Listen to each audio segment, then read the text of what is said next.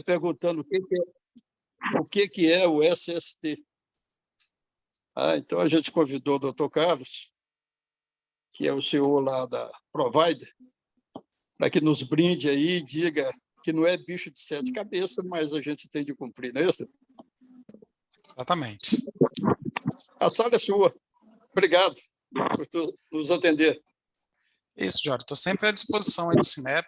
Eu que agradeço a oportunidade de estar conversando com todos. Bom, como o Jório até mesmo passou aqui, eu acho que eu vou tentar ser o mais sucinto possível, até porque a gente já está num momento aí dos finalmente sobre essa questão de social em SST, e surgiu essa preocupação, né, sobre agora dezembro, né, se começa agora em dezembro ou não, o que tem que ser feito. Então, a ideia é dar uma informação bem sucinta, né, do que tem que ser feito nesse momento e o que vem pela frente, e abrir para aqueles que estão com dúvidas, principalmente, para que a gente possa, de alguma forma, estar esclarecendo, e se não for possível esclarecer nesse momento, depois a gente ficar aqui à disposição para estar prestando os esclarecimentos necessários. Bom, algumas pessoas nesses últimos dias estão me ligando, perguntando que começa agora essa obrigação de informações de saúde e segurança do trabalho. Bom, o primeiro passo que a gente tem que entender é que isso não vem de agora, né? Essa questão de saúde e segurança do trabalho são normas de 1994, não são normas que entraram em vigor neste momento, então são legislações já bem antigas, mas que o governo, de uma forma, colocou como uma obrigação geral para todos fazer essas informações ou enviar essas informações na modalidade de uma escrituração digital, que, como já ocorreu em todas as outras áreas, né, de saúde, de Folha, CAGED, GFIP, e o governo, entendendo como um certo rombo que ele tem na Previdência Social, principalmente, ele veio aperfeiçoando as suas regras para que tivesse agora de uma forma mais bem organizada, isso lançado e enviado para o governo a cada evento que se faça dentro da empresa. Então, eles conseguiram, de uma certa maneira, cruzar todos os dados, todas as informações, aglutinar para que a empresa agora informe ao governo o que antes ela tinha guardado dentro da sua estrutura. E muitas outras, até por um certo desconhecimento ou não ter tido a informação sobre essa legislação, essa parte de saúde e segurança do trabalho, sequer chegou a elaborar esses documentos ou realizar essas obrigações, né, legais. Bom, o que eu tenho que enviar agora para o governo? Primeira coisa, para a gente mandar os dados de saúde e segurança do trabalho, eu tenho que ter 3 documentos básicos. Um que se chama o antigo PPRA, que esse ano mudou para PGR, é um documento mais completo, mais robusto, com uma série de informações da empresa, né, de risco, disposição do trabalhador, descrição de atividade. Depois eu tenho que fazer o PCMSO, que é o Programa de Controle Médico de Saúde Ocupacional, que vai definir quais os exames que o colaborador vai fazer, periodicidade que ele vai fazer os exames. E, por último, que é o mais importante aí para o governo, que é o que eles realmente querem, que é o LTCAT, ou Laudo de Insalubridade e Periculosidade. Eu vou, daqui a pouquinho, dar uma breve pincelada para vocês sobre algumas multas, né, que a gente pode ter, que eu acho que é a grande preocupação de todo mundo, do que pode ocorrer, né, daqui para frente. A partir de janeiro, na verdade, o que vai existir de fato é que nós não vamos mais ser obrigados a elaborar o PPP. O que é isso? Perfil Profissiográfico Previdenciário. É esse documento que dava, ou que dá ao trabalhador a informação, principalmente para o INSS, sobre o direito de aposentadoria especial. Esse documento não vai ser mais elaborado pelas empresas e entregue para o trabalhador. Porque como nós vamos estar prestando essas informações online de forma digital, o trabalhador vai retirar esse documento lá naquele aplicativo do meu INSS. Né? Porque todas as informações da vida do trabalhador, de aposentadoria, ou de onde ele passou, o que ele foi exposto, se ele foi afastado, se ele ficou pelo INSS ou não, vão estar nesse aplicativo. E é por isso que as empresas têm a obrigação daqui para frente de estar prestando essas informações sobre risco, descrição de atividade, ambiente de trabalho, avaliação ambiental, aquele risco que ele está exposto, o exame médico a que ele vai realizar e a periodicidade desse exame, afastamento pelo INSS e uma série de outras informações que se cruzam, né, de dados para que o sistema de Caixa, Receita, Ministério do Trabalho, Ministério da Economia, possa estar puxando e tirando uma questão para chegar no tributo. Então, basicamente, é isso que nós vamos estar enfrentando daqui para frente. Tá joia? Ah, mas então eu só preciso fazer o exame médico para estar enviando agora? Bom, pessoal, esse aí é o grande problema. Para eu enviar os dados do E-Social, eu não mando os dados da empresa, eu mando dados de CPF do trabalhador. O sistema do E-Social, ele gera um código como se fosse um antigo PIS, que agora é um código do E-Social, que ele vincula isso ao trabalhador, e isso vinculado à empresa. Então, para eu mandar o primeiro dado para o E-Social, eu preciso ter todas as informações completas, que é o PGR, o PCMSO, o LTCAT, que são todos esses documentos, todas as avaliações ambientais, e aí a relação de colaborador, né, que está dentro da empresa e que eu tenho que estar prestando essa informação para fazer a primeira carga.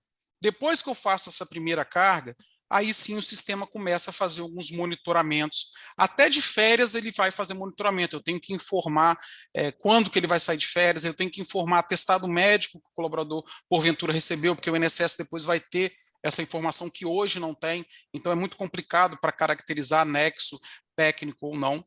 Então esses dados todos eu tenho que estar prestando de informação. Né, o Diório e outras pessoas estão perguntando, mas isso começa agora em dezembro? Não é que começa agora em dezembro e eu tenho que lançar essas informações em janeiro.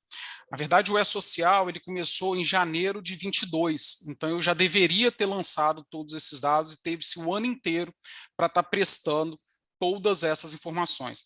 Acontece que houve uma portaria do Ministério do Trabalho, essa portaria, não, existe até uma discussão se ela é constitucional ou não, porque ela foi publicada pelo Ministério do Trabalho, quando deveria ser pelo Ministério da Economia, a Receita que deveria ter mexido com isso, porque o E-Social é totalmente tributário, então existe esse questionamento, mas também não foi julgado. Então, a partir de 1º de janeiro, o governo ele fica liberado para aplicar sanção, multa para quem não prestar as informações no sistema do E-Social. Bom, aqui eu até preparei um material, mas depois eu vou pedir para o Jório, a Sinep, a Priscila ali, talvez ela encaminhe, deixe disponível para todos, para verificar com mais calma, mas esse material, inclusive nele consta algumas multas, eu vou prestar algumas informações de multa, que é pertinente para nós, eu acho que é o interesse das empresas, né, e depois a gente vai verificar como que a gente pode adiar ou evitar esse momento. Bom, cadastro desatualizado do colaborador, quer dizer, não fazer o cadastro ou ter o cadastro desatualizado no sistema. A multa vai de R$ 201,27 a R$ 402,54 por empregado. Esse é o valor até 31 de dezembro, após esse valor, isso é reajustado pelo FIR, existe um cálculo ali, alguns centavinhos devem mudar esse valor. Falta de exame médico ocupacional. A multa vai de R$ 402,53 por empregado a R$ 4.025,33. Tá? Outra informação para nós é muito pertinente, que eu acho que ela é principal para as empresas que começa de fato a partir de janeiro, que é a falta do PPP. Todas essas informações elas vão gerar o PPP eletrônico, que começa de fato agora em janeiro. Tá? E a multa pela falta do PPP vai de R$ 1.812,87 a R$ 181.284,63, de acordo com a gravidade da lesão sofrida ao trabalhador. Como eu falei, o PPP ele conta todo esse histórico de que está nesses documentos. E aí é que está o grande problema sobre o valor de multas, tá? Que aí fica disponível à disposição do governo a partir de janeiro. Ah, mas o que eu tenho que prestar de informação agora em janeiro? Bom, em janeiro, você tem até 15 de janeiro para informar todos os eventos ocorridos em dezembro. O sistema do E-Social de escrituração eletrônica em SST, ele funciona sempre referente ao mês anterior. Então, todo o movimento que eu tive de funcionário, contratação, risco, exposição, tudo que ocorreu dentro da minha instituição, eu tenho até 15 do mês posterior a estar concluindo esses dados, exame médico e qualquer outra informação. Então, o que eu tenho que informar até 15 de janeiro? Minha movimentação de dezembro. O que eu tenho que informar dia 15 de fevereiro? Minha movimentação de janeiro. Eu posso prestar essa informação diária, mensal, semanal, a critério da organização, do jeito que ela queira enviar. Hoje os sistemas eles são feitos isso praticamente automático, desde que tem uma procuração eletrônica vinculada ao sistema no ECAC, isso vai automatizado para a empresa, mas existe uma necessidade de preparar toda essa documentação e ela tem que ser realmente, demonstrar a realidade da empresa, né? E aí vem uma outra situação, que é prestar informação no sistema federal, então essa informação tem que ser fidedigna, até porque a gente pode ir para outra esfera, que não é só civil, ou trabalhista, ou tributária, né, se a informação de fato não for a realidade, de fato, só estou abrindo isso como parênteses, né, porque não é nem esse aqui o objetivo, a gente quer demonstrar quais são as obrigações legais, para que o sistema comece a fluir. É complexo de fazer? Não, mas é difícil num primeiro momento. Primeiro que você tem que elaborar todos esses documentos, eles têm que estar prontos, com avaliação ambiental toda realizada, e você tem que, às vezes, fazer alguns conflitos de dados, porque como é sistema, às vezes o sistema ele gera alguns conflitos e você tem que estar ali atualizando para se fazer o envio.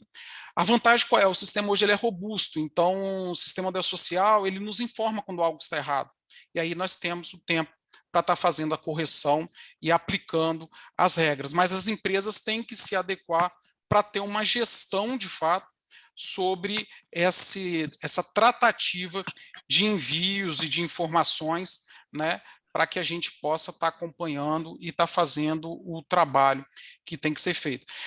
Mas eu não fiz nada até agora, né, que eu acho que era principalmente o principal objetivo aqui desse nosso bate-papo. O que eu faço agora? Bom, eu não posso dizer para ninguém que em janeiro eu não vou receber nenhuma comunicação para que eu execute. Mas como é que funciona, pelo menos, essa questão tributária na legislação e a trabalhista também? O governo ele não pode simplesmente, embora isso possa ser automatizado, ele só pode me autuar por algo que eu declarei. Então, se eu declarei algo e essa declaração está equivocada, aí sim ele pode me autuar automaticamente. Mas o PPP é um risco por causa do trabalhador. Então, eu posso ser, a partir de janeiro, ao que todos nós entendemos, é ser notificado para que apresente as informações no prazo definido pelo órgão competente. Se eu não fizer, aí eu posso receber multa de uma forma mais imediata. Essa é a única chave que nós temos para quem não executou esse trabalho até o momento. Né? Esse é o sistema como o governo e como a Receita trabalha, ela te dá a oportunidade para que você se regularize. Então, a princípio, se eu não informei nada, o governo vai me notificar para que eu preste as informações, para que ele tenha as informações, aí sim ele possa me autuar. A partir do momento em que eu lancei os meus exames no E-Social, lancei minha documentação toda no E-Social, eu posso até fazer correções, mas eu não posso mais perder prazo. Por exemplo, se eu fiz exames médicos e lancei no E-Social em janeiro e o governo tem essas informações, eu tenho que estar com um periódico a ser realizado em janeiro de 2023. Senão, aí sim eu fico passível de multa automática, porque foi uma autodeclaração minha e eu não posso recorrer de algo que eu já declarei. Né? Então, esse é o ponto. Mas se porventura o sistema me autuar e eu somente não prestei a informação, eu tenho a defesa se eu tiver o documento físico emitido e entregue, sendo que agora o documento ele tem ASO, por exemplo, tem que ser feito de forma digital, né? Ele tem que ter assinatura digital do profissional que emite o documento, justamente para que comprove a data de fato em que ele foi feito. Então, esses são aí algumas alternativas e alguns pontos, né, que a gente tem que tratar. Então, eu queria focar muito sobre essa questão de prazo e tempo, né? Não é que o nosso prazo é até dia 31 de dezembro, dia 31 de dezembro a gente tem para finalizar as informações das ocorrências do mês de dezembro para mandar até 15 de janeiro. E a partir de janeiro a gente fica passível, se não houver nenhuma prorrogação dessa portaria, né, que foi publicado pelo Ministério do Trabalho, a gente fica passível de autuações do governo. Por enquanto, nenhuma empresa pode ser autuada pela não informação ou não envio das informações. Mas também, a partir de janeiro, todo trabalhador tem direito a retirar o seu PPP eletrônico com as informações a partir de 31 de janeiro, tá? De 31 de dezembro, desculpe, pessoal. O PPP, até dia 31 de dezembro, ele tem que ser emitido de forma papel. A partir de 1º de janeiro, eu tenho que emitir ele de forma eletrônica lá dentro do sistema do E-Social e o colaborador ter o acesso a esse documento através do portal Meu INSS.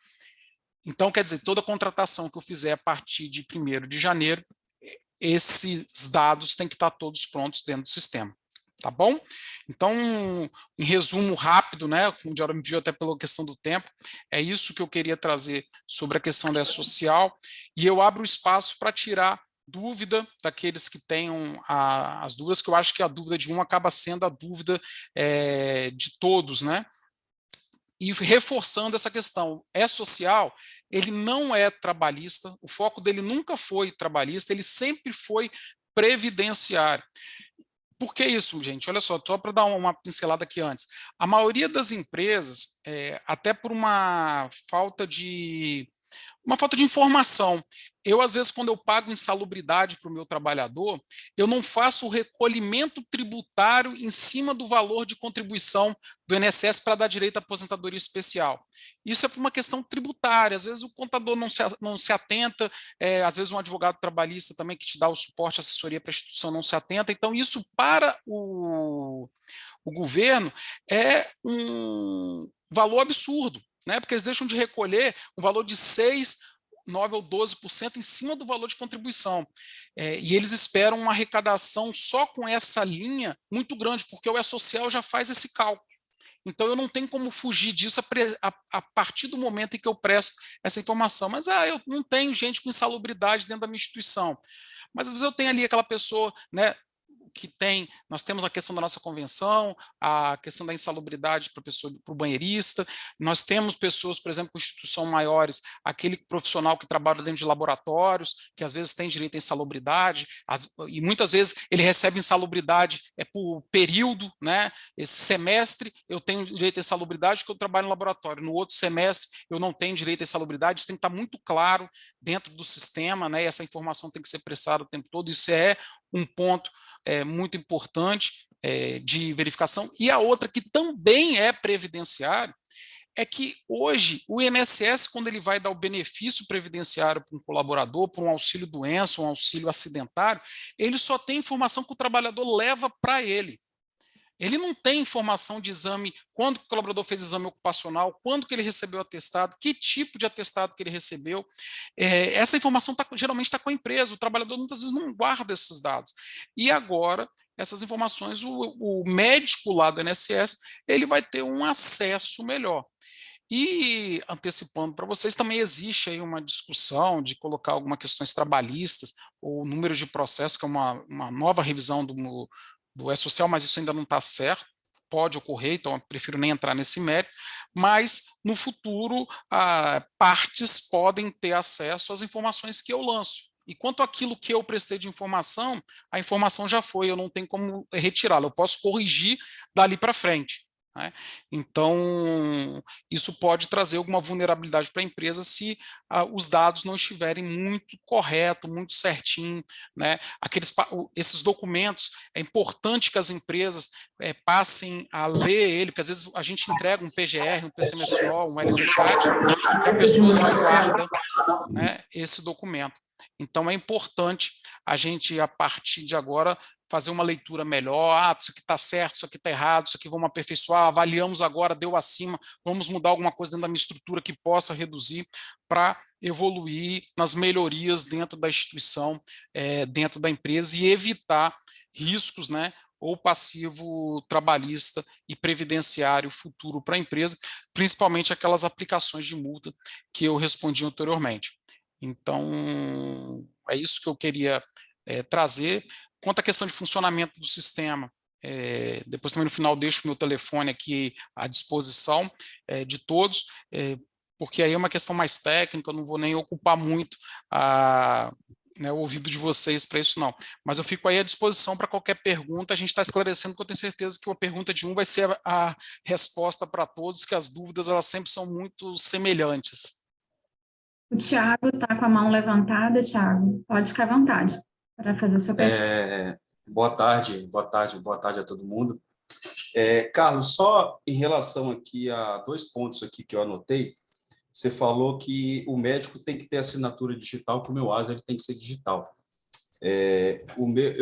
Eu consigo pegar o ASO digital no meu caso, porém é uma plataforma que a empresa me disponibilizou, só que até onde eu sei, o meu médico ele não tem essa assinatura digital. Essa é a primeira pergunta. Eu não sei se isso é um erro nosso ou também da empresa que me presta serviço. E também em relação ao PVP de colaborador, eu tenho colaboradores antigos. Como é que eu vou proceder com eles? Bom, Thiago, beleza. Obrigado aí pela pergunta. Se for não esclarecer bem, você pode me chamar aqui que eu volto para ficar bem claro, porque isso aí, é importante, como eu falei, a maioria das dúvidas elas são muito parecidas. Quanto à questão da assinatura digital, houve uma reforma da NR01 que ela entrou em vigor no ano passado, foi março do ano passado, se eu não me estou enganado, 2021, eu não vou lembrar agora o mês certinho, mas eu tenho quase certeza que é março, mas depois qualquer coisa eu te posiciono. Essa norma, ela publicou que toda a documentação de saúde e segurança do trabalho, com exceção de alguns, ela deixou facultativo, por exemplo, treinamento, certificado de treinamento e tal, mas alguns ela colocou como obrigatório. Por exemplo, o PGR, o PCMSO, o LTCAT, ele a partir do final desse ano, ele obrigatoriamente ele tem que ser assinado com assinatura digital, e não assinatura digitalizada. O ASO é um deles, tá? Esse documento ele tem que ser feito de uma forma de assinatura digital. Você pode até ter ele assinado fisicamente dentro da sua empresa, profissional, mas o médico, quando ele valida no sistema, ele tem que validar digital. Você conseguiu compreender a diferença? Você pode ter o documento, ele assinado manualmente. Por que disso? Muitas empresas, para você pegar a assinatura do colaborador, que é complicado. Porque, na verdade, o sistema, a legislação, ela fala o seguinte, que o funcionário ele tem que receber o ASO, a segunda via do ASO, e recibar essa segunda via do ASO. Muita empresa tem dificuldade de fazer isso, até para você ter esse documento, né? Então, essas coletas de assinatura do profissional acabam sendo feitas no momento da consulta. Essa não é a melhor prática, mas é o que facilita mais para as empresas, tá bom? Então, muitas estruturas não conseguem pegar essa assinatura da pessoa. O que a legislação permitiu? Que essa coleta da assinatura do colaborador possa ser feita por biometria. Então, essa é uma alternativa. Inclusive certificados de treinamento e tudo. Mas a assinatura para o sistema, para verificação do documento, ela vem justamente nesse sentido do ASO digital. Então, você pode ter as duas formas de estar enviando, tá joia? Mas aí você teria que ter, porque tem que ter uma verificação, tem que ter uma homologação, coisa e tal, mas você não precisa verificar isso. Se o profissional puder já emitir o documento, fica mais fácil para vocês, porque ele se torna totalmente eletrônico. A sua segunda pergunta foi sobre o PPP anteriores a 31 de dezembro desse ano. O que você vai ter que fazer? Você vai continuar entregando ele de forma manual. Se chegar um funcionário seu que foi mandado embora até 31 de dezembro, você vai entregar para ele o PPP de forma manual. Inclusive, se ele saiu há 10 anos atrás, 5 anos atrás, 15 anos atrás, né? Tem muita gente... Olha que loucura, né? Até são algumas coisas que a nossa Justiça do Trabalho, agora está todo mundo entrando com ação na Justiça do Trabalho pedindo revisão de PPP, quando essa ação deveria ser na Justiça Federal. Aí eles entram na Justiça do Trabalho, pede revisão, o perito marca uma análise na sua empresa para ele poder ter aposentadoria especial lá na Justiça Federal. E a Justiça Federal concede, até porque muitas vezes você pega uma instituição, uma empresa que fechou. A Justiça do Trabalho está permitindo aos peritos que ele avalie empresa similar. Ele vai, por exemplo, eu tenho aqui minha instituição, minha faculdade, a faculdade fechou, vai em outra faculdade e avalia neles, né? A Justiça do Trabalho, ela tem, às vezes, essa, vamos dizer, essa velocidade, mas isso ocorre. Então, até dia 31 de dezembro, eu vou ter que ter o meu documento físico. A partir do dia 31 de dezembro, a partir de 1º de janeiro, desculpe, eu passo a ter o meu documento digital para essa data.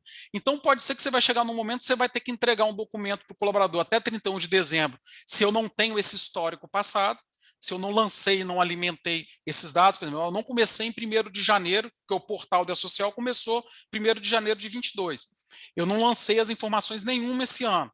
Eu vou entregar o documento físico até dia 31 de dezembro e depois, a partir de 1º de janeiro, para quem entrar, o PPP vai ter que estar todo lá no portal. Foi essa a pergunta que você fez ou... Perfeito, perfeito, foi isso mesmo. Então tá jóia. Muito obrigado. Que isso.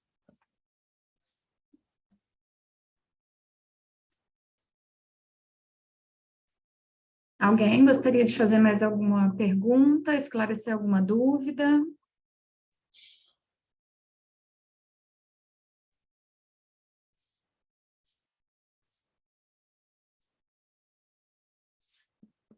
Bom, professor, se ninguém está mais com dúvida, quer dizer que todo mundo já fez os documentos, já está tudo pronto, preparado para o envio. Graças a Deus. Melhor assim, né, Carlos? Nossa Senhora. Quer dizer que final de semana nós vamos poder descansar. Final de ano, né? Agora entre Natal. Final de ano. Carlos, então eu vou agradecer, né, a sua disponibilidade mais uma vez com o sindicato, está aqui na sala conosco, e caso alguma instituição tenha dúvida ou precise, né, do contato do Carlos, eu fico à disposição também para compartilhar, né? Perfeito. Presença de todos.